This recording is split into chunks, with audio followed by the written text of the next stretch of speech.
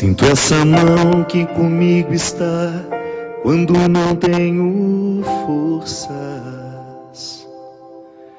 É a mão que vem me levantar quando chegam as provas. Foi essa mão que ajudou Moisés a dividir o mar em dois. É a mesma que hoje me acompanha, a mão de Deus. Sinto essa mão que comigo está quando não tenho forças.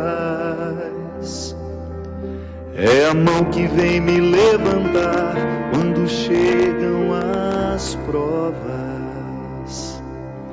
Foi essa mão que ajudou Moisés a dividir o mar em dois. É a mesma que hoje me acompanha, a mão de Deus.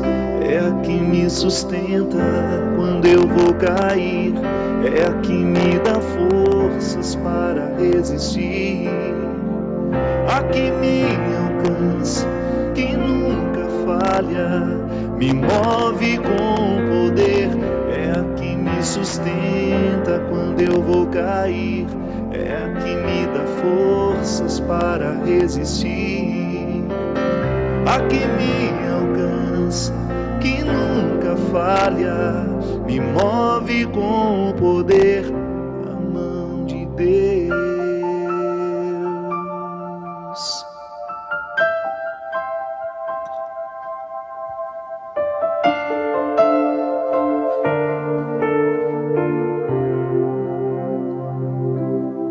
Sinto essa mão que comigo está quando não tenho forças.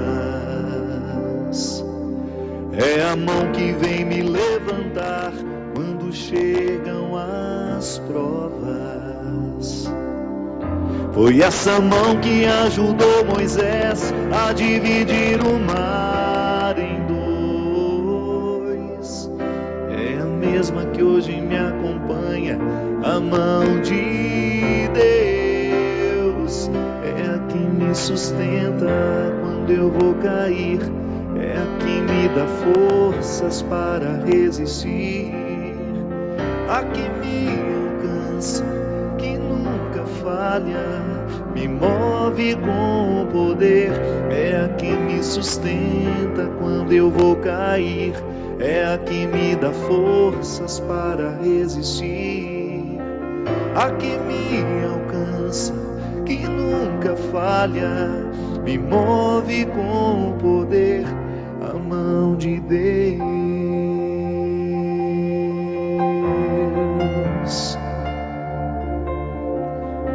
Oh, a mão de Deus.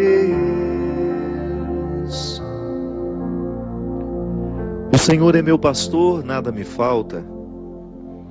Ele me faz deitar em verdes pastagens. Às águas do repouso me conduz e Ele me reanima.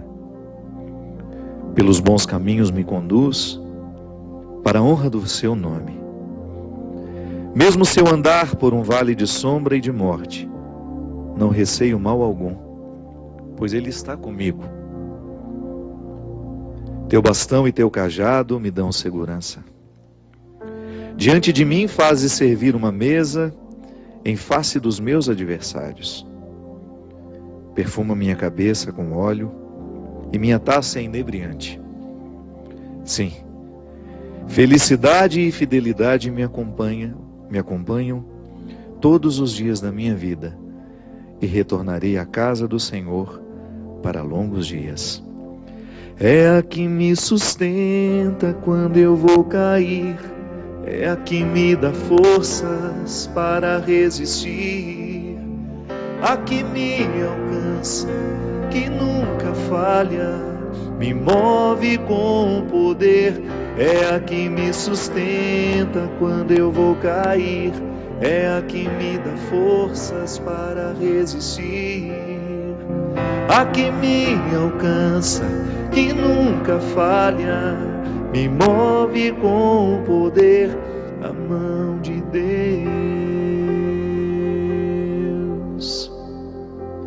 Muito boa noite, com muita alegria que nós começamos mais um novo tempo do programa Direção Espiritual, nova casa. A gente teve a oportunidade de ficar desde o início do ano sendo atendido pela nossa querida Carla Carvalho, nos recebendo na sua casa aqui em Cachoeira Paulista, de onde a gente podia fazer as transmissões ao vivo e gravadas do programa Direção Espiritual. Estamos construindo o cenário. Foi um projeto que foi desenvolvido desde o ano passado pelo Zé Carratu, que é um dos maiores cenógrafos do Brasil, mas como ele tinha muito trabalho e a gente também numa correria muito grande, sem condições de acompanhar, a gente acabou tendo esse atraso muito grande. Mas graças a Deus já estamos aqui, hoje com o Christian bem acomodado, né, Christian? Muito bem agora, com toda a dignidade que ele merece. Só a nossa mesinha azul que ainda não está boa, essa azul está muito feinha aqui, nós vamos mudar. A gente levou até um susto na hora que viu esse azul. Próximo programa, não, que a gente já gravou aqui um antes, viu? A gente só trocou o blazer. O programa da semana que vem já está prontinho, mas a gente vai fazer os últimos ajustes, é assim mesmo, né? Toda vez que a gente põe um cenário novo no ar, que a gente vai percebendo o que vai funcionar, o que não. Mas a gente está muito feliz por inaugurar não um novo cenário. Aliás, a gente levou um prejuízo, porque ao sair da casa da Carla, a gente perdeu a janta que tinha no intervalo. Então a gente ganhou o cenário novo, mas perdemos a janta. E está todo mundo aqui muito tristonho, porque a gente já gravou um e estamos com fome nesse momento ao vivo para todo o Brasil. Bastante famintos, todos os câmeras sem muitas condições de trabalho. Então a gente levou um prejuízo muito grande ao abrir mão daquele lugar tão aconchegante, né, Christian? Para a gente estar aqui hoje, inaugurando esse novo cenário, com esse prejuízo alimentar, mas muito felizes por ter a oportunidade de levar o nosso coração, mais uma vez, de entrar em comunhão com o seu coração, porque é assim que funciona o programa Direção Espiritual. Nós não temos fórmulas prontas, a gente não inventa histórias aqui, a gente sempre trabalha, a gente sempre reflete a partir da vida que nos é enviada. E a partir dessa comunhão, a gente estabelece uma amizade. Já são muitos anos aqui, agradeço muito a Canção Nova, agradecemos a Sony Music, que foi quem nos presenteou com esse cenário, quem nos deu a oportunidade de ter um novo lugar, né, para a gente poder fazer o programa Direção Espiritual chegar ao seu coração, com uma luz bonita, com um cenário bonito, é o nosso desejo. Mas muito mais que isso, eu não me iludo, sempre disse isso aqui, sempre digo isso nos bastidores também. É interessante ter um cenário organizado, bonito, de bom gosto, com bom material, que seja durável. Aliás, mostra aqui por gentileza. Eu gostaria que depois, quando a gente for passar para o próximo, ó, você que deseja fazer um vestido de madrinha, de casamento, tem muito desse tecido aqui.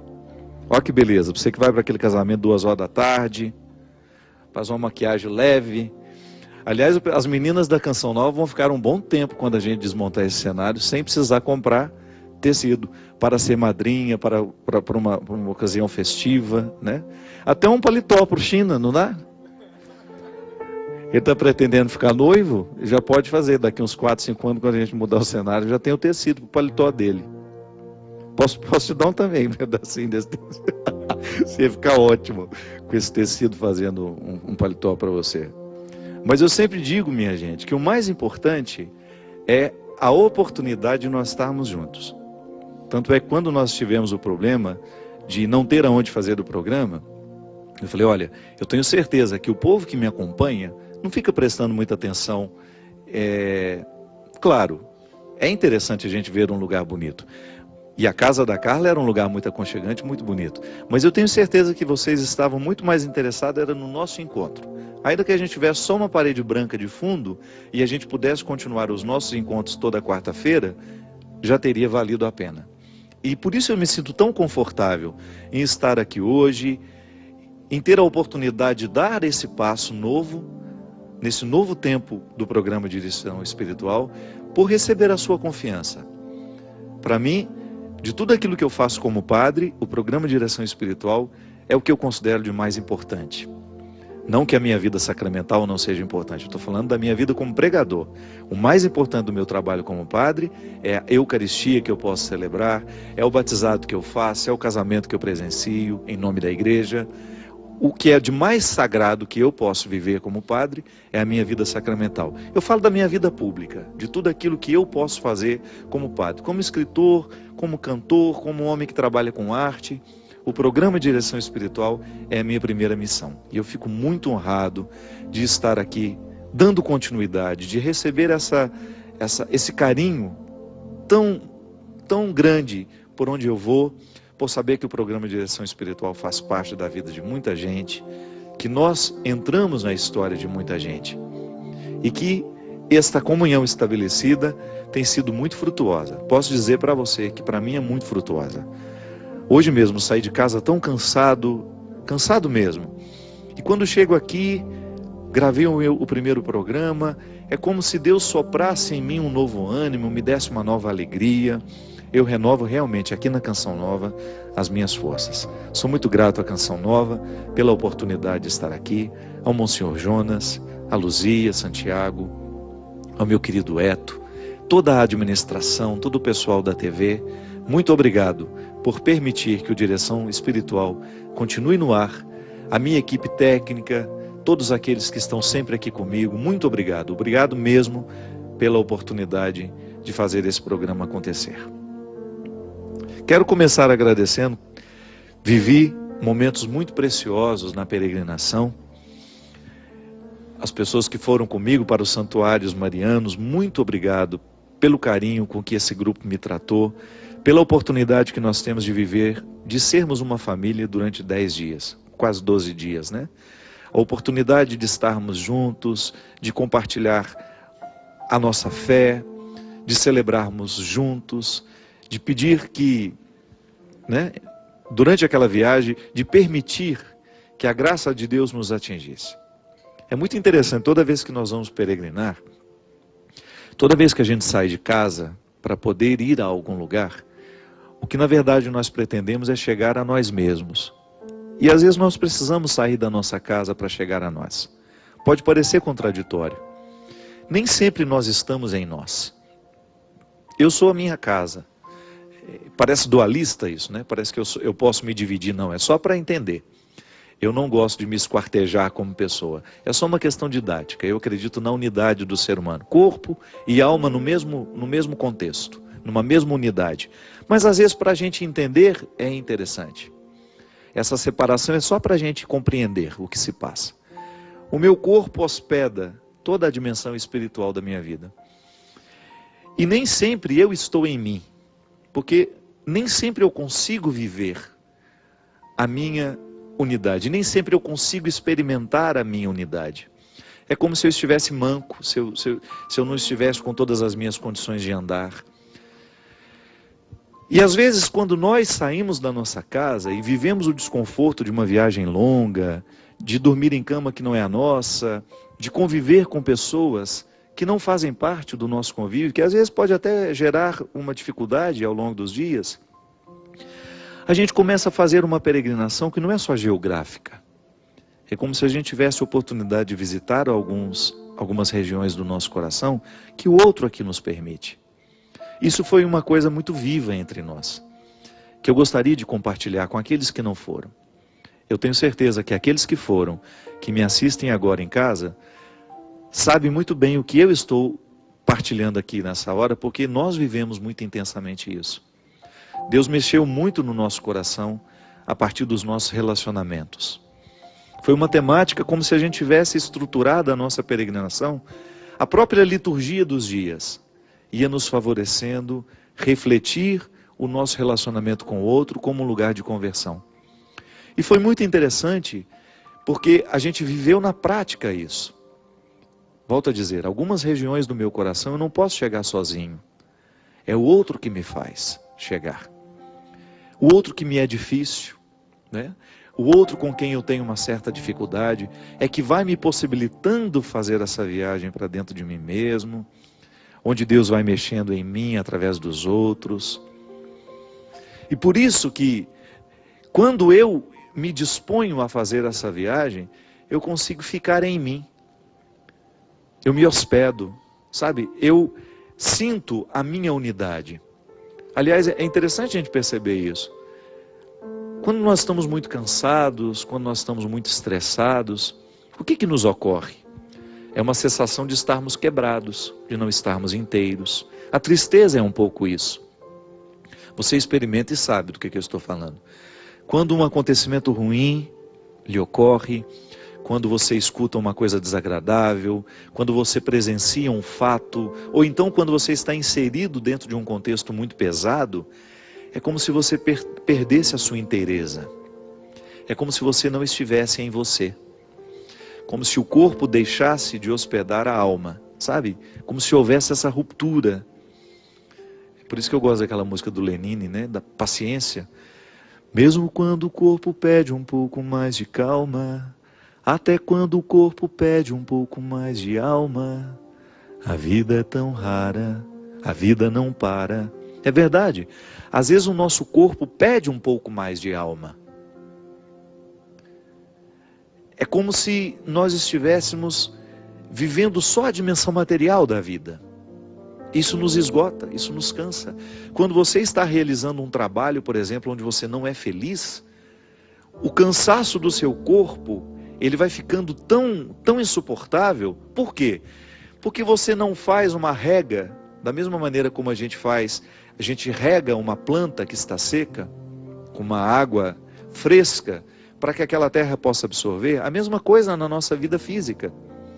Quando eu estou muito cansado, mas eu estou feliz com o que eu estou fazendo, é como se a felicidade fosse essa rega sobre o corpo e o cansaço fica bom. A gente deita na cama satisfeito com aquele cansaço e a gente dorme bem. Mas quando nós estamos realizando uma função em que a gente não é inteiro naquilo, é como se estivesse faltando a rega para que o corpo pudesse sentir a satisfação daquele cansaço e dormir. Quando nos falta a satisfação do cansaço, a gente não dorme. Então fica o cansaço sendo acumulado. Vai acumulando, acumulando, acumulando. E a peregrinação nos mostrou como é necessário nós retirarmos, como é preciso muitas vezes a gente fazer uma viagem para a gente perceber isso. O que está nos cansando, o estilo de vida que nós estamos levando. Quando nós saímos da nossa casa e vamos viver um tempo de exílio, digamos assim, né?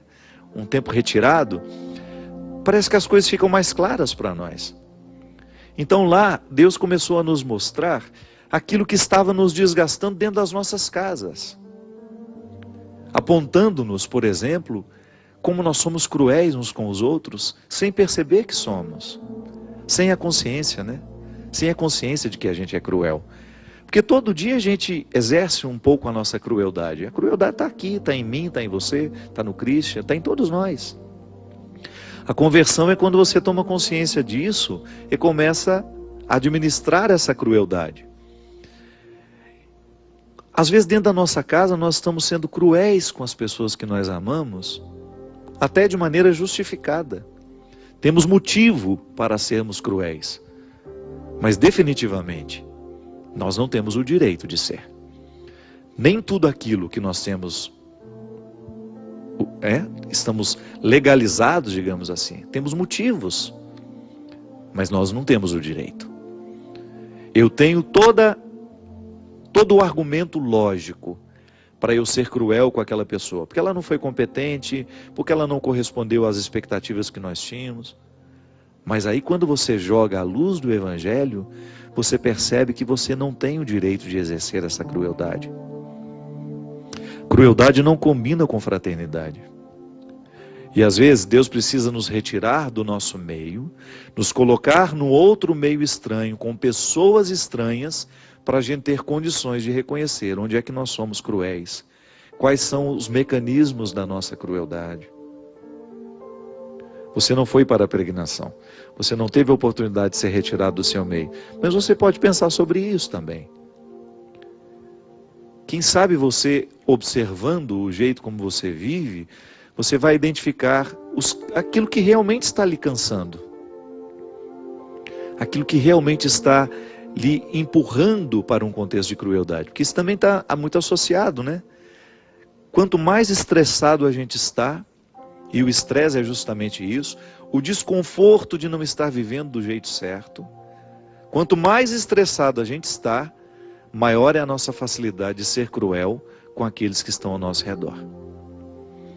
E a peregrinação foi uma bênção para nós, no sentido de nos ajudar a entender essa crueldade, de percebê-la.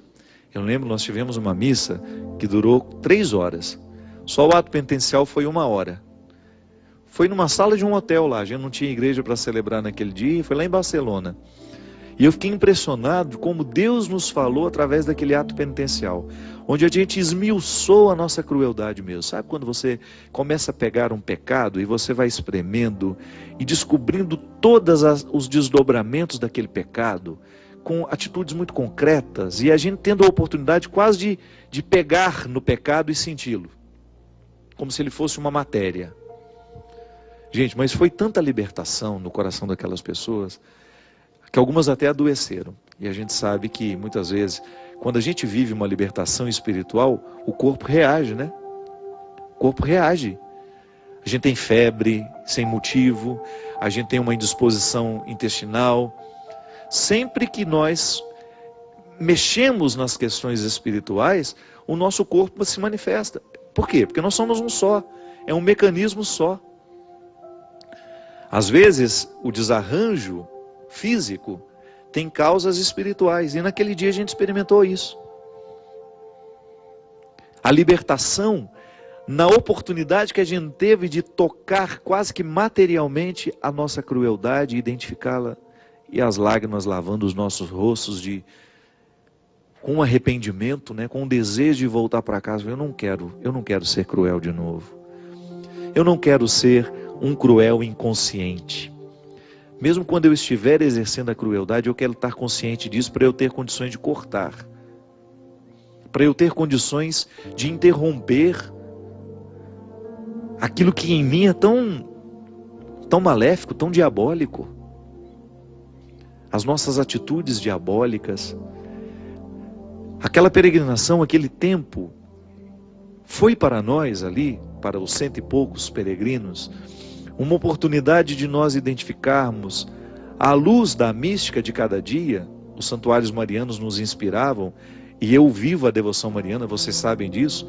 A devoção mariana para mim só tem sentido se ela me colocar na presença de Jesus. Maria não quer que nós fiquemos parados nela. Então a gente visitou os lugares que foram importantes e que são importantes dentro da devoção mariana, só para encontrar Jesus. Pelas mãos da mãe, a gente chega ao coração do filho. É o coração do filho que nos transforma. Mas a mística da mãe nos ajuda a ter o coração transformado, porque psicologicamente é fácil entender. A experiência que nós fazemos da mãe, salvas algumas exceções, né? Que existem pessoas que tiveram experiências terríveis com as mães. Mas geralmente, por mais tumultuada que seja, o vínculo com a mãe é sempre marcado pelo afeto, pelo amor, pela responsabilidade. É um vínculo muito definitivo. Então, inspirados por esse amor de mãe, a gente se dispõe a conhecer o coração do Filho, Jesus, que é o nosso Salvador. Maria não nos salva. Quem nos salva é Jesus. Na oportunidade que a gente tem, e como é que Ele nos salva? Na oportunidade que a gente tem de tocar o nosso pecado, de identificar quando nós somos cruéis, onde erramos, com quem erramos, e ali interferimos. Essa salvação, ela é necessária porque ela traz paz ao nosso coração, ela traz paz à nossa família. Nós não estamos falando de uma salvação escatológica, que nós esperamos viver depois que a gente morrer, não. O cristianismo nos convida a viver uma salvação histórica também. A salvação que a igreja nos convida a viver a partir de Jesus, essa graça que Jesus derrama diariamente sobre nós, não é para nos salvar depois da vida, da morte, não, somente. É uma salvação agora, porque ao experimentar a graça de ter a minha conduta reorientada, de modificar o meu jeito de tratar os outros, eu começo a viver em paz. Quando eu descubro que eu sou cruel com meu irmão, com minha mãe, você com seu marido, com sua esposa, quando você percebe que você está sendo cruel e consegue quebrar o poder da crueldade, você está antecipando a salvação na sua vida. Porque isso é prazeroso demais, minha gente. Você olhar para a vida que você está vivendo e saber que você está fazendo as coisas certas, que você está em paz. Como é que nós sabemos que nós estamos no caminho certo? Quando nós estivermos em paz.